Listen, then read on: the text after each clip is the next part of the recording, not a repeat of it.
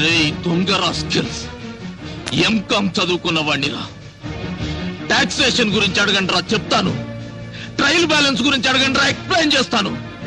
అంతేగాని హైదరాబాద్ లో సముద్రం ఎందుకు లేదు, జయలలిత గారికి పెళ్లెందుకు కాలేదు, చంద్రబాబు నాయుడు గారికి గడ్డ ఉంటే బాగుంటాడా లేకుంటే బాగుంటాడా, ఇవి కాదురా అడగాల్సింది.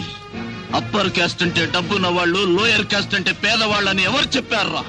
ఈ రాష్ట్రంలో ఒక చేత్తో డిగ్రీ పట్టా, మరో చేత్తో కాలిన పొట్టా పట్టుకొని తిరిగే వాళ్లలో జంజం వేసుకున్న బ్రాహ్మణుడు ఉన్నాడు. పేరు చివర రాజు, రెడ్డి, చౌదరి, నాయుడు అని తోకలు తగిలించుకున్న అగ్రవర్ణాల దరిద్రులు ఉన్నారా?